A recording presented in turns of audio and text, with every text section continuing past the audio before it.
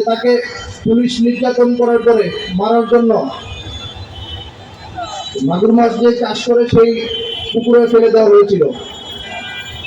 সেখানে তার পোশাক ছিঁড়ে ছিঁড়ে খেয়ে ফেলছে, তবুও তার কিছু হয়নি। পরবর্তীতে পুলিশ তাকে মেরে গুলশান থানার আশেপাশে ফেলে দিয়ে রেখে যায়।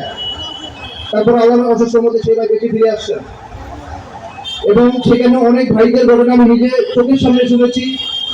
তাদেরকে পুলিশ ধরে নিয়ে বারান্দায় পায়ের মধ্যে গুলি করতো, হাতের মধ্যে গুলি করতো। তো এই নির্যাতনের বর্ণনা এবং ওই সময় যে নির্যাতন হয়েছে, আমি চাই এই নির্যাতনের ঘটনাগুলো প্রতিদিন যেন টেলিভিশনে দেখানো হয়। তাহলে মানুষ জানতে পারবে 2012 সাল, 13 সাল, 14 সালগুলো কতটা ভয়ঙ্কর ছিল শেখ হাসিনার আমলে, এবং সে মানুষকে কি পরিমাণ নির্যাতন করত। এবং আজকে এই মিডিয়া ভাইদের মাধ্যমেই আমি আমার ভাইয়ের হত্যার বিচার চাই এবং সরকারের কাছে আমার আকুল আবেদন, আমার ভাইয়ের যে মামলাটি আমি করেছি সেই মামলাটি অতি দ্রুত যেন রিপোর্টটা প্রদান করে, এবং আমার ভাইয়ের মামলা যে আসামি আছে সে আসামিদেরকে যেন দ্রুত গ্রেপ্তার করা হয়। এবং আজকে আমি মিডিয়ার মাধ্যমে আরো একটি মেসেজ দিতে চাই।